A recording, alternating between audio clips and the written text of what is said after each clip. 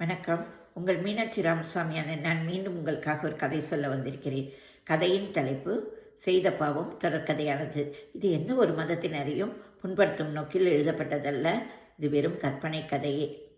கதைக்கு போகிறதுக்கு முன்னாடி என் சேனலை சப்ஸ்கிரைப் பண்ணிக்கோங்க.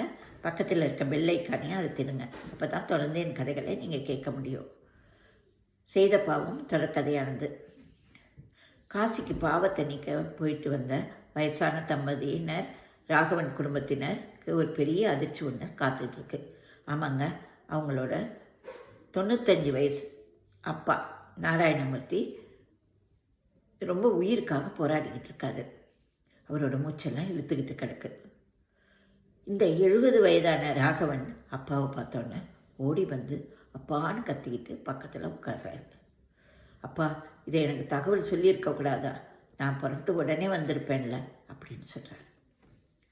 உடனே, நீ இப்படி பதறி போகிற அளவுக்கு உங்கள் அப்பா ஒன்றும் ரொம்ப நல்லவன் இல்லைடா அப்படின்னு பேச முடியாமல் தொண்டையெல்லாம் கமர பேசுகிறாரு நாராயணமூர்த்தி.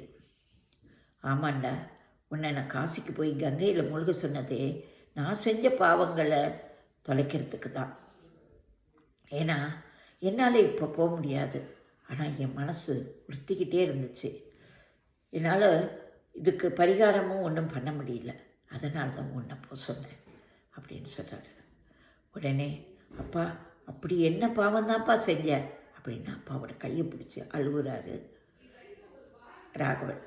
சொல்லுங்கப்பா, அப்போ தான் உங்கள் பாரம் உங்கள் மனசை விட்டு போகும் அப்படின்னு சொல்கிறார்.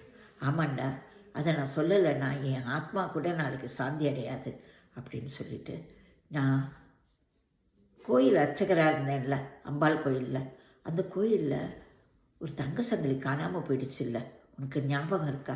அப்போ நீ ரொம்ப சின்ன பையன். அந்த தங்க சங்கிலியை நான் நம்ம வீட்டு தோட்டத்தில் எடுத்தேன்டா. ஆமாண்டா, மண்ணுக்குள்ளே புதைஞ்சிருந்துச்சு. எப்படி வந்துச்சுன்னு தெரியாது. ஆனால் அதை எடுத்துட்டு அதை நான் நியாயப்படி கொண்டு போய் கோயிலில் தான் கொடுத்துருக்கணும். ஆனால் அதை நான் கோயிலில் கொடுக்கல. அதை நான் என்னோடய கடன் சுமைகளை இறக்கிறதுக்காக உபயோகப்படுத்திக்கிட்டேன். அது நான் பெரிய தப்புங்கிறது எனக்கு தெரியும். ஆனால் யாருக்கும் தெரியாது. அப்போ என்ன சிசிடிவி கேமராவாக இருந்துச்சு? எதுவும் இல்லையே. அதனால் அந்த விஷயம் யாருக்குமே தெரியாமல் போயிடுச்சுன்னு நான் நினச்சாலும் அந்த அம்பாளுக்கு தெரிஞ்சிருக்கு. அதான் என்னை கடைசி காலத்தில் ரொம்ப இப்படி படுக்கையில் போட வச்சுட்டா அப்படின்னு சொல்கிறாரு. அப்பா, என்னப்பா சொல்கிற?